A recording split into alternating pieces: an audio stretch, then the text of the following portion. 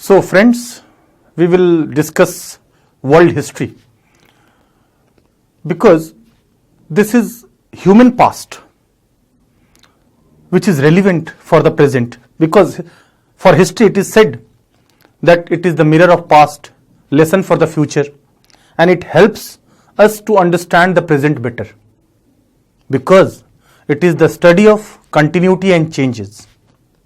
So there are many things which are continuing from past, which we are inheriting from the past, which is practiced even today. There are many things which have been subject to change. So we cannot understand present better unless we find and trace it from its origin. Our discussion will be mainly confined to the modern world history. So we need to know a little bit before it, because modernization formally started from 14th century onwards. What before that? What is modern? So modernization is based on three pillars. First is rationality. Rationality means cost benefit analysis, logic, reasoning. Nothing would be accepted as a matter of blind faith and superstition. Without verification, nothing would be accepted. Second is scientific approach. Science is based on facts, systematic, based on observation, repetition, demonstration, experimentation, and those facts which are universally accepted. So first pillar of modernization is rationality, second is scientific approach, and third is humanism. Humanism means focusing on human aspect, human liberty, human welfare, human pleasure, human potential. Talking about mundane affairs, worldly affairs, not extra worldly affairs. Not to talk about God, heaven, which is not which cannot be verified, which cannot be empirically demonstrated. So we need to contrast the medieval age with the modern age first. 500 to 1200 AD is called Dark Age of Europe, feudal age of Europe. No secular polity, no long distance trade, no prosperity, no individual liberty, and there was no corresponding scientific approach. So that was Dark Age of Europe, 500 to 1200 AD. Political fragmentation was inhibiting long distance trade, so there was no prosperity. But there were so many things which changed, like invention of paper in China, like crusade, jihad, the war between Islamic world and Christian world, which ultimately benefited Christian world. So many other reasons like emphasis on rationality, urge for prosperity. So from 14th century onwards, we see political unification in place of fragmentation, and large nation states emerged. Machiavelli, the Italian thinker in 15th century, who favored secular integration of Italy, used the word nation state for the first time. State was there even earlier. Without a state, there will be anarchy, lawlessness, uncertainty. So state is the manifestation of human rationality. Earlier, in pre-Christian period, city-state. In East, there were Oriental empires as well. In medieval time, there were feudal states. And now we have large nation state. Nation is derived from the root word natio, which means racial group. Nation is an imagined political community. Nation has two dimensions: internal, among the members of the society or members of the nation, they have feeling of oneness based on shared historical memories, shared territory, shared political aspiration, and shared interest. and externally separateness from others. Like United States of America as a nation state is different from that of India. India as a nation state is different from Brazil. So externally there is separateness. So destiny of the group nation is shared. So that is inculcating feeling of oneness, that is inculcating bond of nationalism. So large nation state emerged in 14th century onwards, and it was in Western European countries first. Like culture and language became the basis of nationhood. Like English speaking people became England, Dutch speaking Holland, French speaking France, Portuguese speaking. So Western European countries took the lead in modernization. So modernization was accompanied with liberalism, capitalism. An initial phase of capitalism was trading capitalism. If long distance trade has to take place, feudal lords must be done away with. Large nation state will emerge under strong monarch. So in early modern period, large nation state with political unification emerged under strong monarchs that facilitated long distance trade. Moreover, the undue interference of religion in politics was hampering growth, was promoting superstitions, which was coming in the way of prosperity. So, two classes were at receiving end. One, Pope, Church, clergy, and other feudal lords. Otherwise, for every other section, it was win-win situation. For the king, no intermediaries, no dependence on intermediaries for collection of taxes, no leakages. King can collect the taxes directly from the people. People will have to finance only luxury of one king, which is feasible for them. Otherwise, financing luxury of large number of intermediaries or feudal lords would be quite exploitative. So people were happy that they will be relieved from the exploitation of feudal lords. King would be happy because more long distance trade, more tax collection, no dependence on feudal intermediaries, no undue interference of religion and church. Middle class traders were also happy because they will get opportunity with individual freedom. So modernization also led to breaking of traditions. And liberalism, root word is liberal, individual liberty, individual freedom, which will enable individual entrepreneurship, individual initiative, individual innovations, voyages like Columbus, Vasco da Gama, Amerigo, James Cook. Who were they? They were voyagers. They took risk. They went for overseas trade. Because if prosperity has to grow, merely long distance trade within the nation state would not be feasible or would not be sufficient in fact. So they will have to go for overseas trade. East India Company of England, of France, of Portugal, of Spain, they will go for overseas trade. That was very natural corollary or consequence of the urge of prosperity.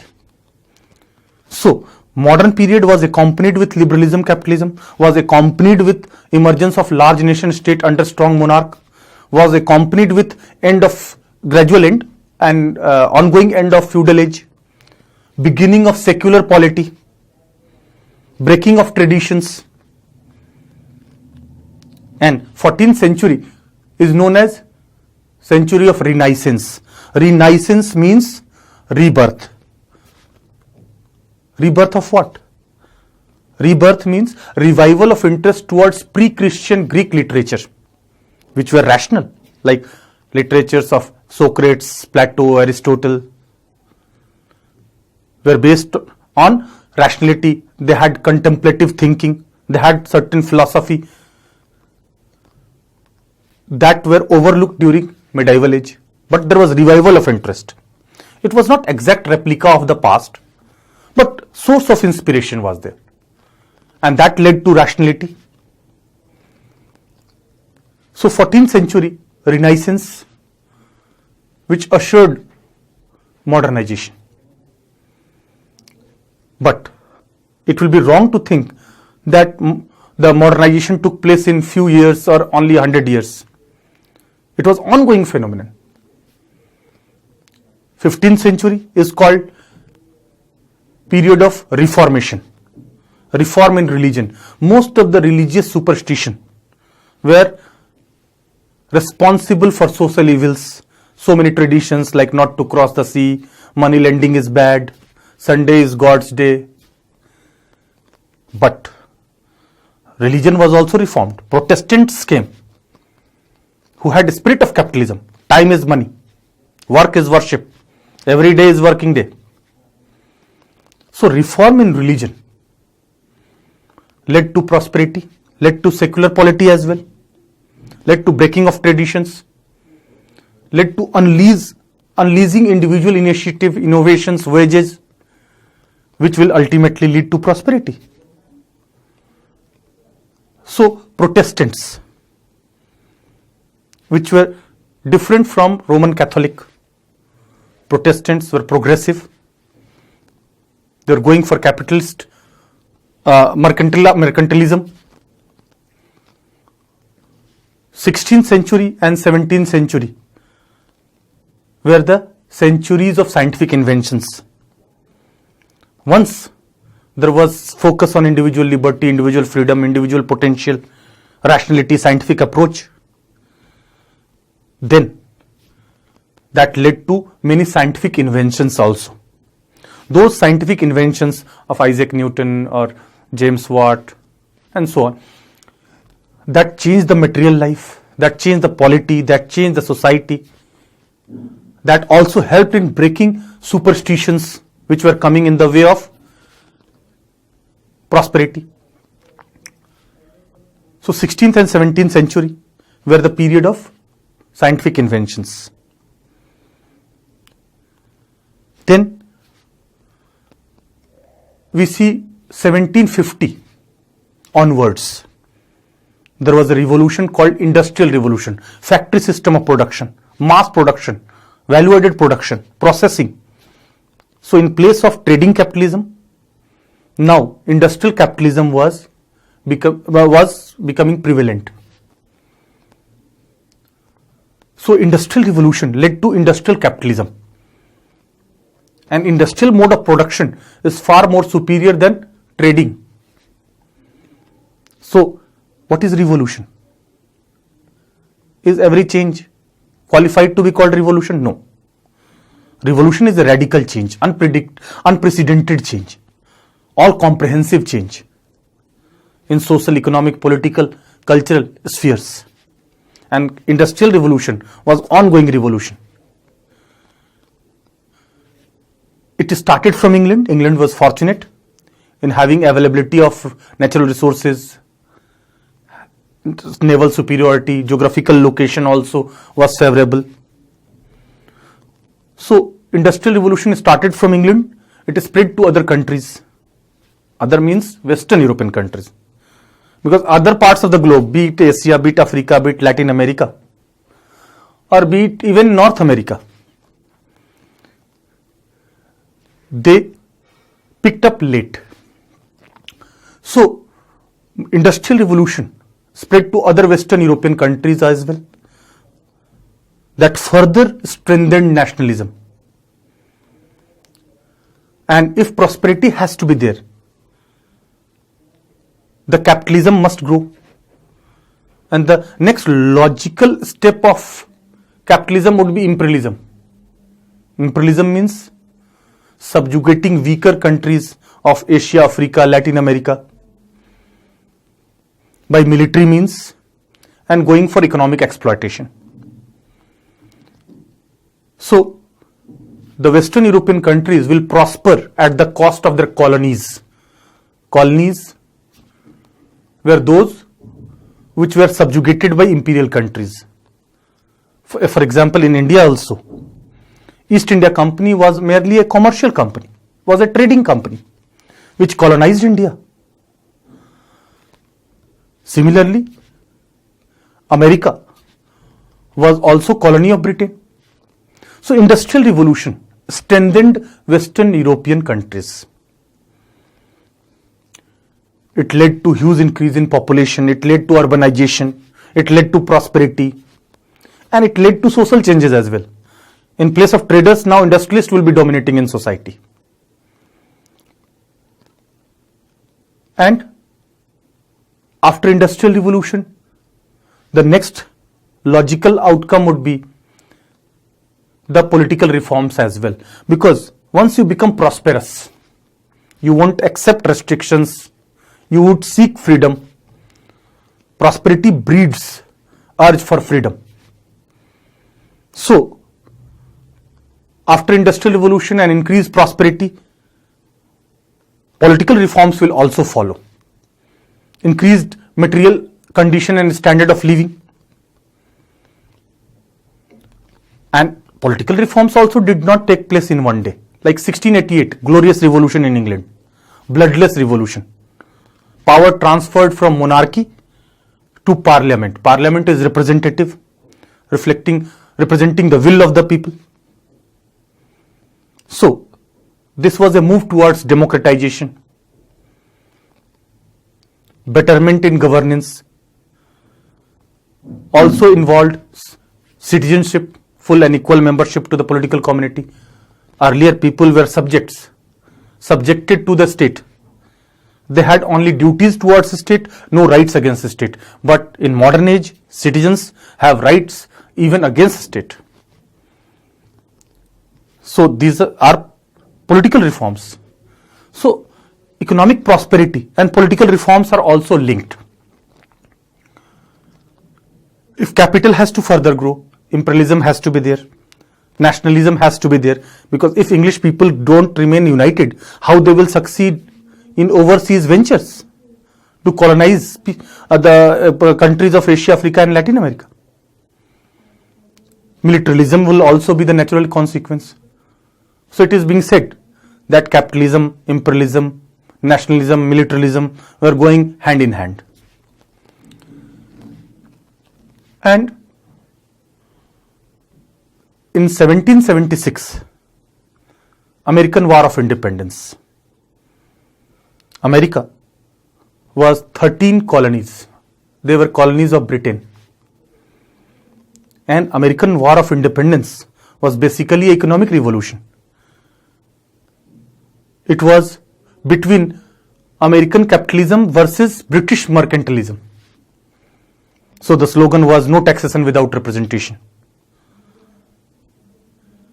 America was the land of opportunity, was the new land.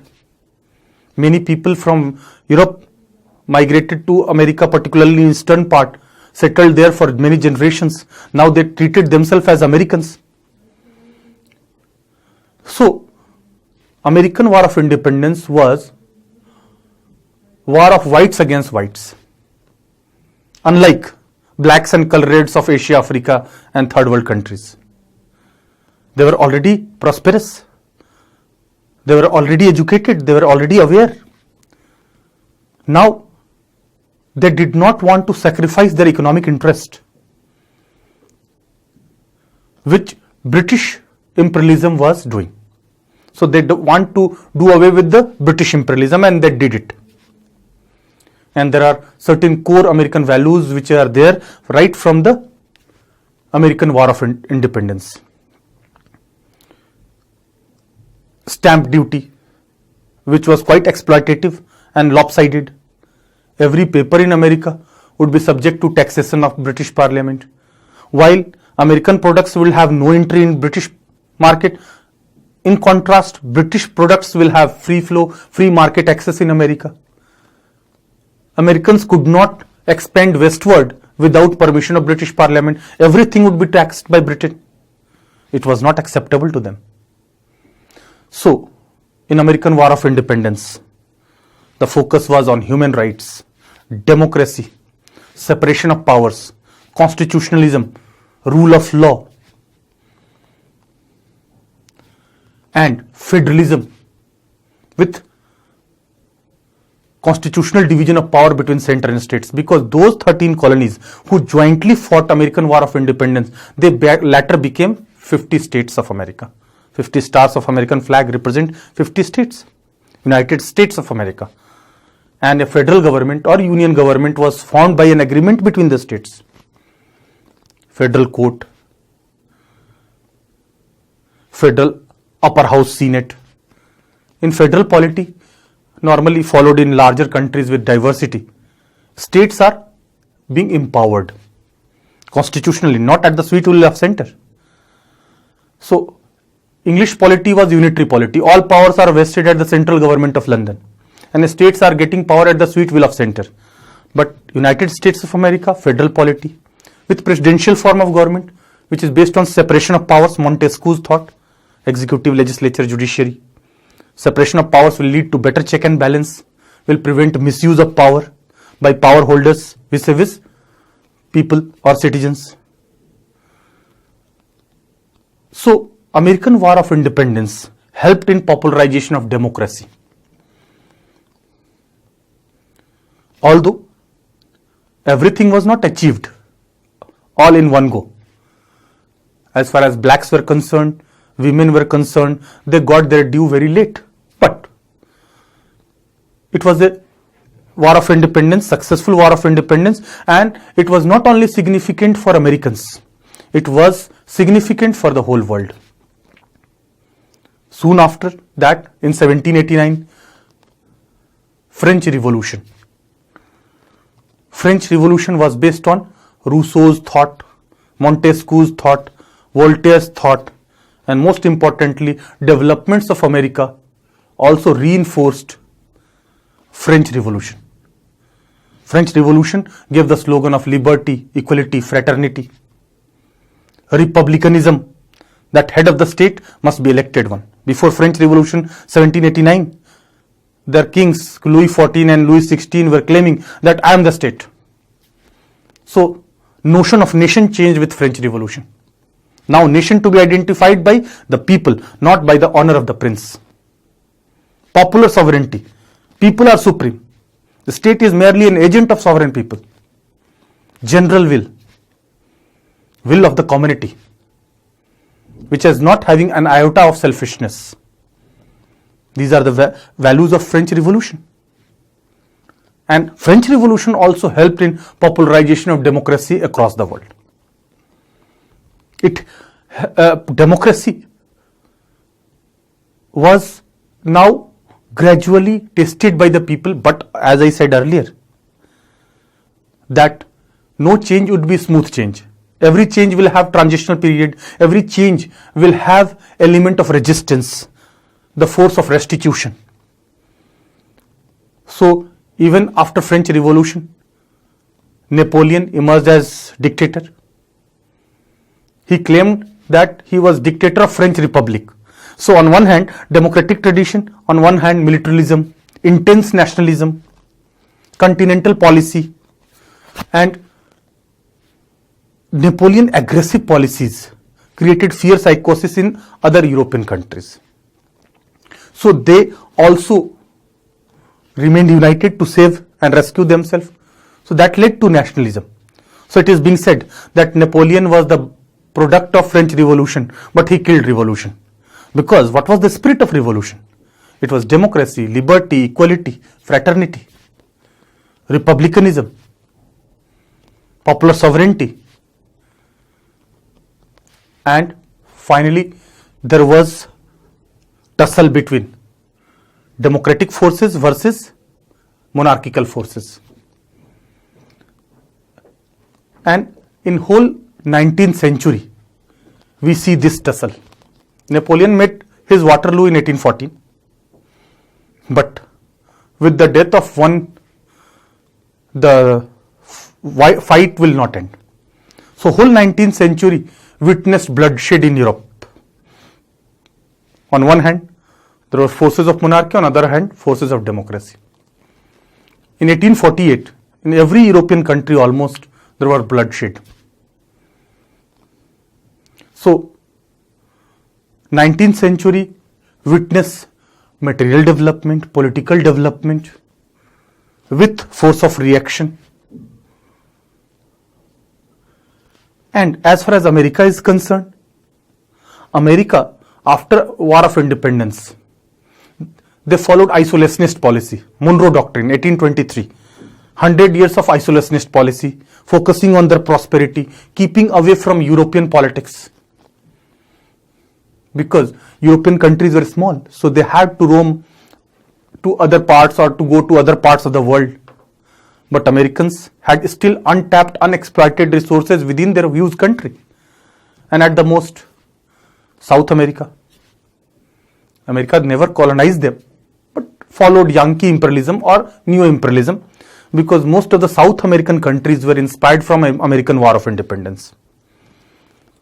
And Simon Bolivar, the great liberator, is also called Second George Washington of South America. Bolivia is named on Simon Bolivar. They were South American countries like Brazil, Argentina, Bolivia, Venezuela, Uruguay, Paraguay, Chile. They were Portuguese and Spanish colonies. And inspired from American War of Independence, they also got political independence by 1825. That is also in 19th century. But unlike North America or United States of America, the South American countries, in spite of getting political independence, they remained third world country. Their standard of living remained low, like Asia and Africa. So America was following isolationist policy. It was not interested to involve in European politics, because that will hamper their prosperity. So we see that in 19th century, the developments and progress was not uniform even across the whole Europe. You will see on the one hand, England, France, they took lead in both economic prosperity as well as political development and democratization. In contrast, Germany and Italy were still divided. Germany got unified as late as 1871 under Bismarck, who followed iron and blood policy. Italy got unified as late as 1871 under the leadership of Garibaldi and Cavour. So, reforms were not uniform. England and France reformed earlier, so they got larger share of colonies. British Commonwealth had many at 71 colonies, and United States and India were most prized colony of Britain.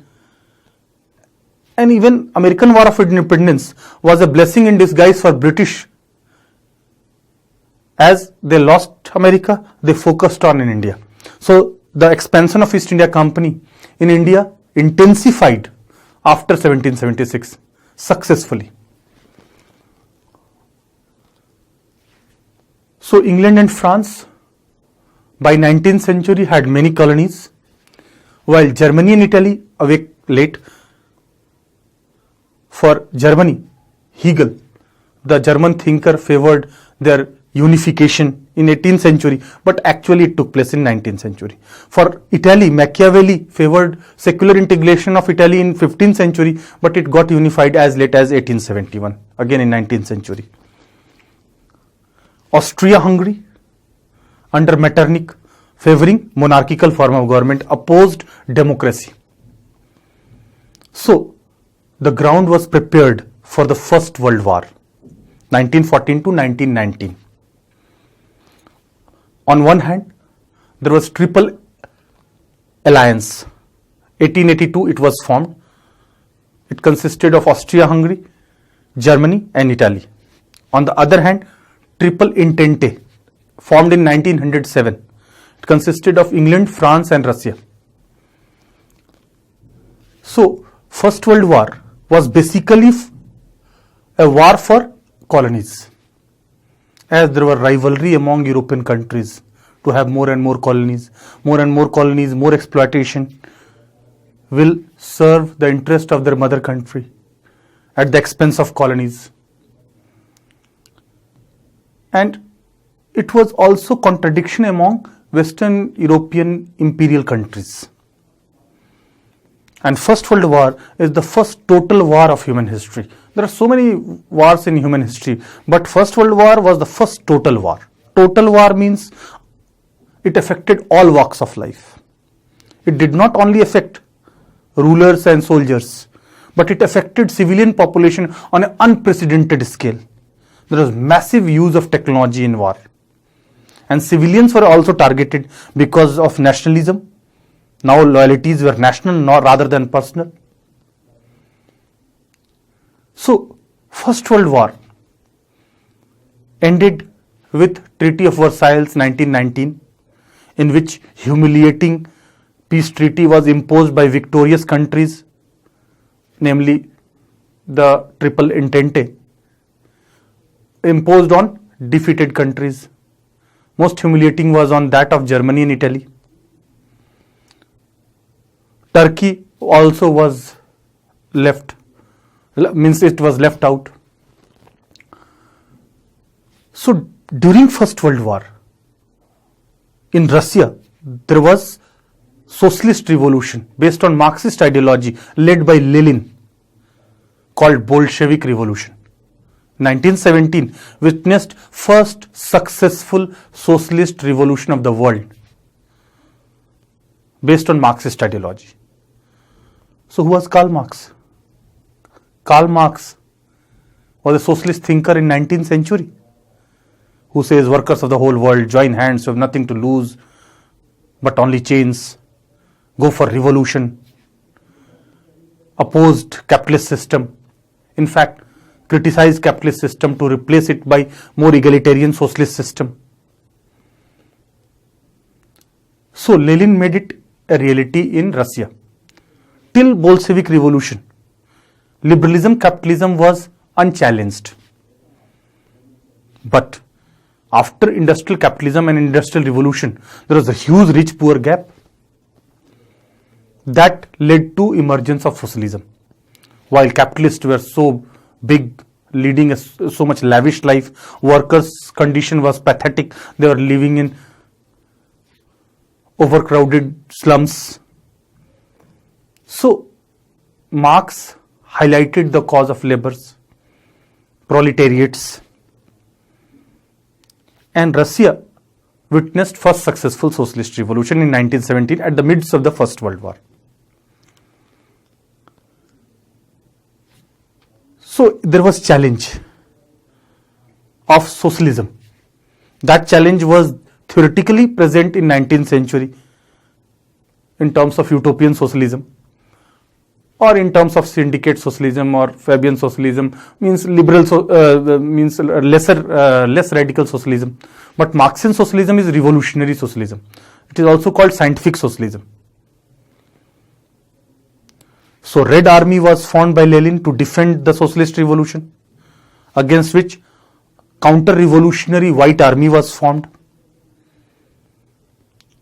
But socialist revolution was surviving in Russia, and poverty breeds socialism. It was becoming very popular in poor societies. In prosperous societies, still liberalism, capitalism with modification of welfareism and with modification of accommodating democracy, because liberalism, capitalism is a modern political ideology, while democracy is an old concept.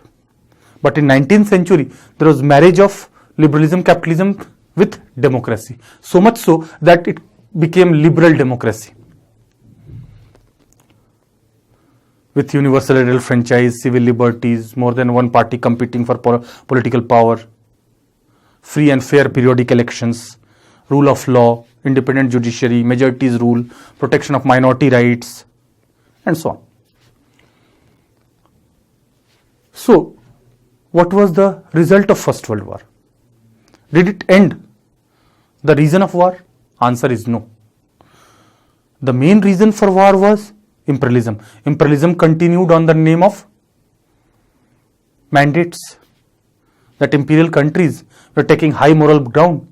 that under our benevolent guardianship, these colonies will be enabled to move towards self-rule. On that ground, they justified continued imperialism. But First World War changed the world map a bit, as there was war between Western imperial countries. So Eastern European countries got independence. They came out from the influence of Western European countries. So the new countries emerged on the world map. Austria got separated from Hungary, Poland, Hungary, Czechoslovakia, Romania, Bulgaria, Latvia, Lithuania, Estonia, and Ireland Republic as well in 1922. And First World War also had consequence in terms of Woodrow Wilson, the charismatic American president in 1918, who gave 14-point program of peace, Association of Nations. Ultimately, it led to formation of League of Nations based on collective security. Collective is the means, security is the end. One for all for one. Attack on one will be treated as an attack on all. Good philosophy. Very noble. Based on idealism. And League of Nations was also formed. So idea behind League of Nations was excellent. Collective security, which is even now followed in United Nations. But implementation was poor. Imperialism continued. Militarism continued. Intense nationalism continued. And adding to this, fascism, Nazism also emerged. In Germany, it was Hitler. In Italy, it was Mussolini. In Spain, although it late, Franco and Phalangitis after Spanish Civil War in 1938 between Democrats or Republicans on one hand and those who favored dictatorship on the other. Ultimately, dictatorship won there. Even in socialist Russia, Stalin ruled like dictator in 1924.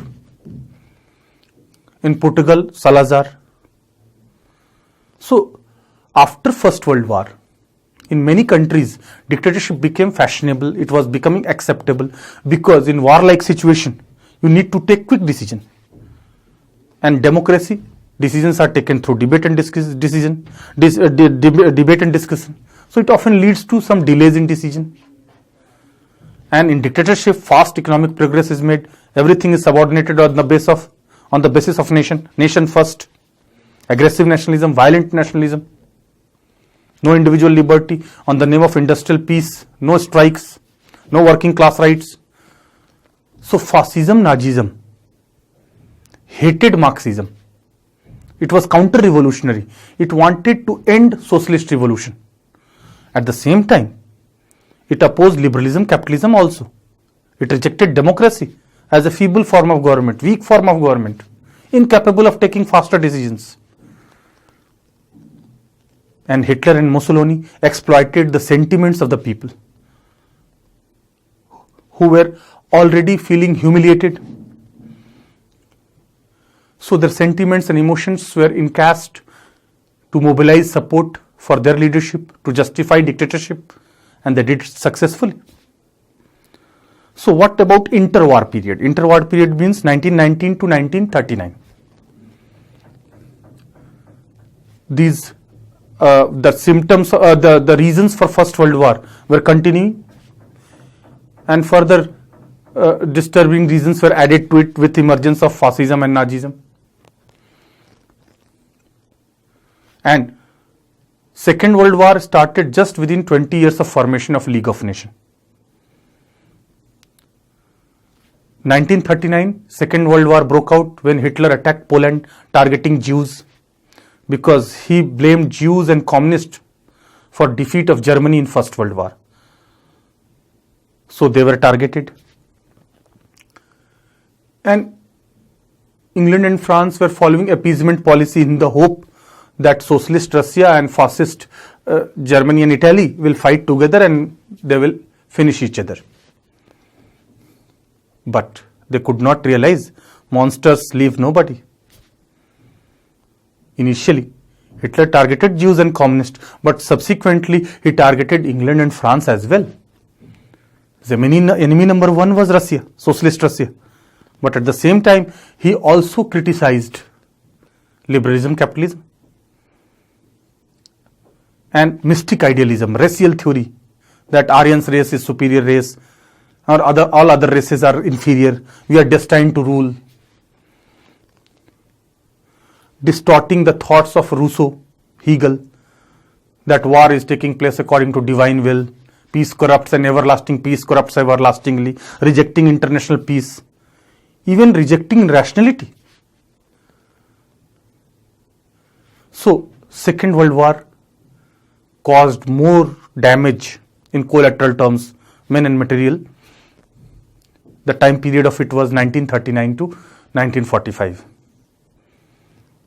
Again, the alliances and counter-alliances were making bilateral wars, cascading chain wars. For example, if there is bilateral war between England and Germany, from the English side, French will come, Russians will come, from their side, Italians will come.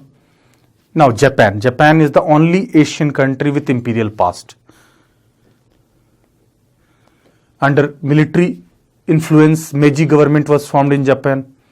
So on one hand, Second World War also mainly between two alliances.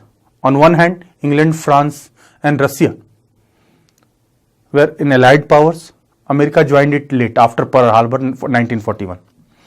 And on the other hand, Axis powers, Nazi Germany, fascist Italy and Japan.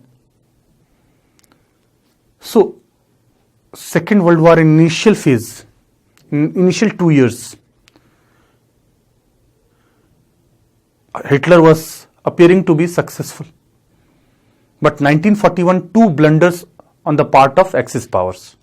First, Japan's attack on Pearl Harbor, provoking America, rich America, prosperous America, which was indirectly supporting England and France only through financial aid and loans, now came in open after being attacked at Pearl Harbor, tilting the balance in favor of Allied powers. And second blunder committed by Hitler, attacking continental Russia. The same mistake which was done by Napoleon. Russia is too big, and General December and General January, the tough climatic conditions of Siberia, German troops could not acclimatize. Moreover, Russians very smartly follow scorched earth policy, retreating and destroying all resources, so victors will get nothing, they will be more frustrated, cutting their supplies from the back. And in Second World War, highest collateral damage was faced by Russia. So Russia appeared to be martyr, sacrificer, contributor. And America, which was very shy in politics, as you know, I referred to Woodrow Wilson. His 14-point program and collective security was accepted by the whole world, but rejected by American Senate in 1918. So America again going back to the isolationist policy. It was forced to end this isolationist policy after Pearl Harbor 1941. So, Second World War ended with the horrific nuclear bomb use at Hiroshima and Nagasaki. And 1945, United Nations, again for international governance, became successor of League of Nations, again based on collective security. So balance of power system was diluted by collective security. And from 1945 onwards, there will be Cold War between the two power blocks, ideological power blocks. One, capitalist power block, first world, with liberal democracy, higher standard of living, market economy, private sector incentive system. On the other hand, socialist bloc led by Soviet Union, the single party system, command and control economy, public sector, more emphasis on equality and working class rights. So whole world got divided between two power blocks, capitalist versus socialist.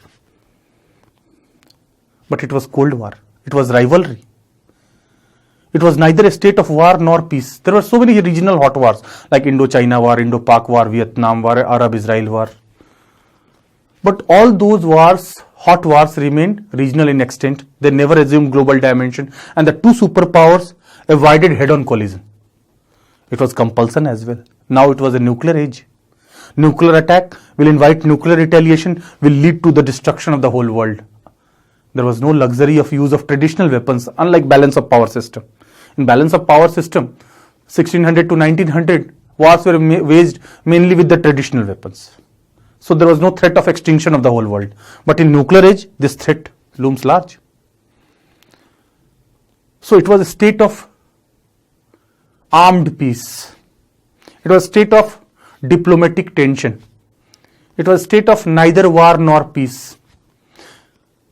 Cold, frozen peace, frozen mistrust, frozen enmity, which had potential to melt any moment.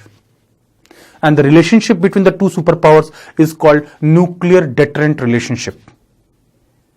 They avoided direct head-on collision, which have led to Holocaust and destruction of the whole world. This was the restraining factor.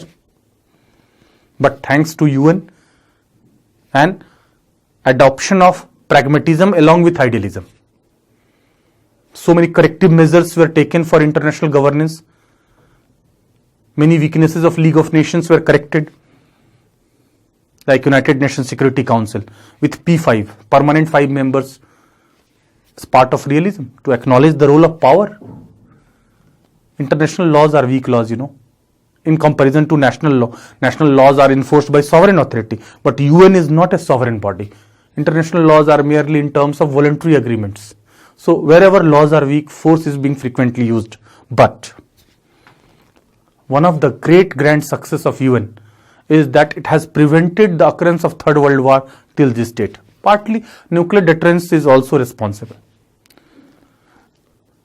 And it was realized that merely avoiding wars approach will not work. You have to work for social, economic, political, cultural cooperation among nation states, with friendly relation among nation states for international peace and security. Complementarities, interdependence will incentivize peace. And so many specialized agencies of UN relating to agriculture, health, food, culture, science, sea laws, and so on. Meteorological, postal, International Postal Union, for example. So there was betterment in international governance with the United Nations. And after Second World War, there were decolonization. Third world countries of Asia, Africa, Latin America got liberated. Latin America got political independence in 19th century. But most of the countries of Asia first, and then later Africa got independence in 50s and 60s. Including India, which got independence in 1947. Because imperial countries realized that the basic cause of war is imperialism, and the world could not afford Third World War with nuclear wars. So decolonization started, but at the same time Cold War started as well. But there are so many third world countries, including India, who favored non-alignment movement, who opposed alliances in general and military alliances in particular, who asserted independent foreign policy, taking an independent stand based on merit, refusing to join any alliance, cooperation with all, alliance with none.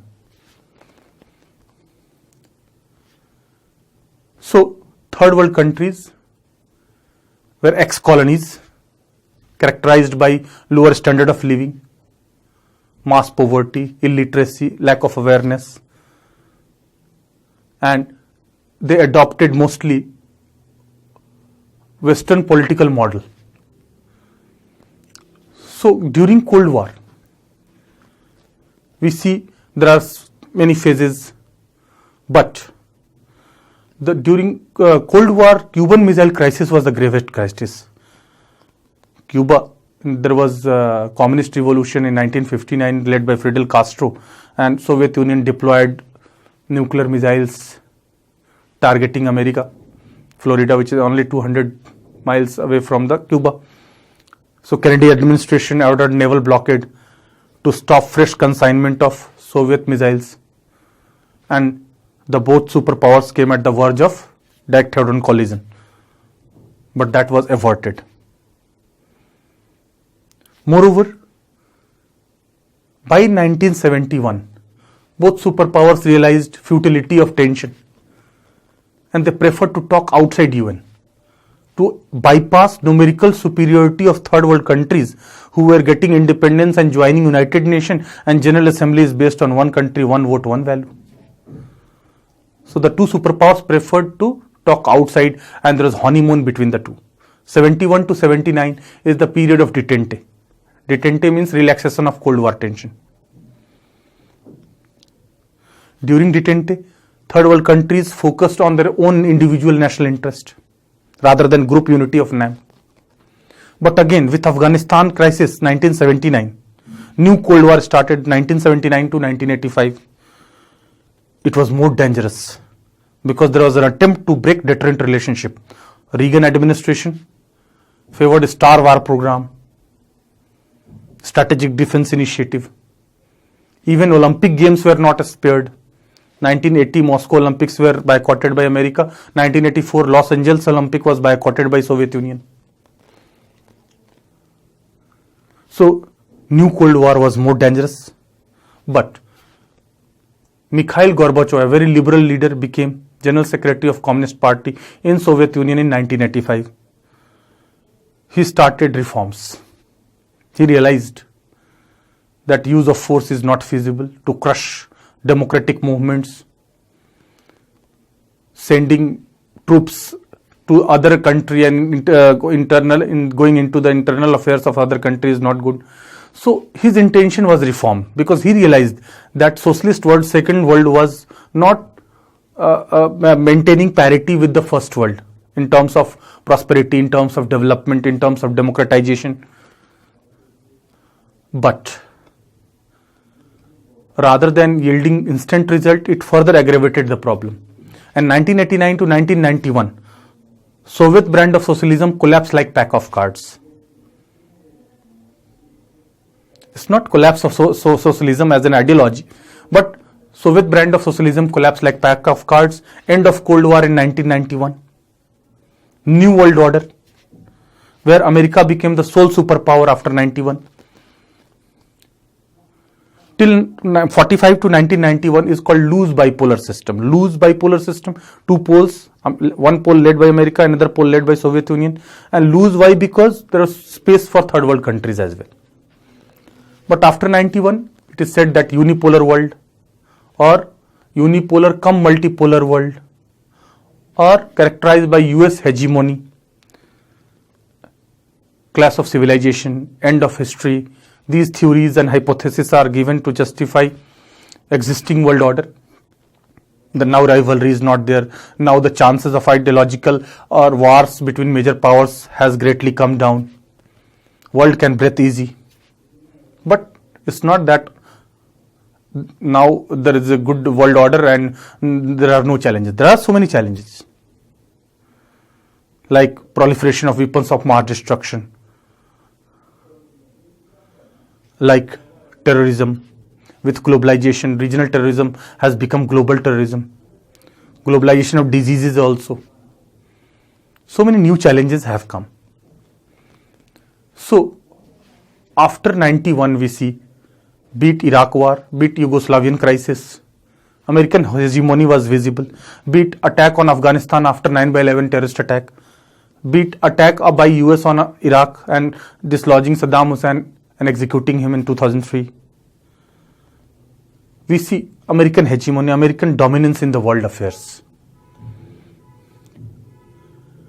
And in this new world order, market economy, open regionalism, now mega regionalism,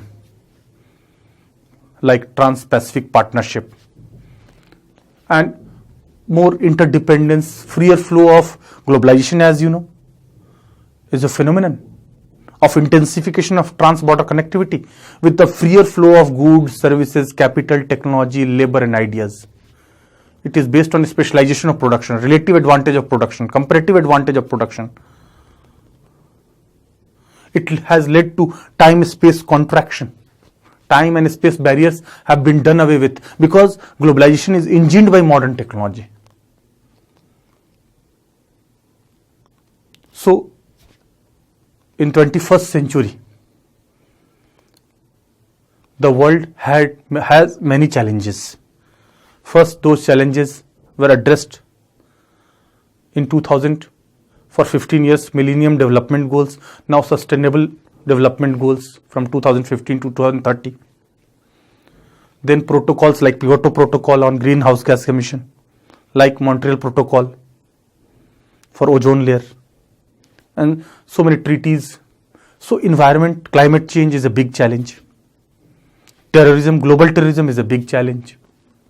Proliferation of weapons of mass destruction is a big challenge, which is faced by the whole planet. This is a brief about the world history. Regarding queries, you can discuss with me in Ujjwala IAS Academy. Thank you.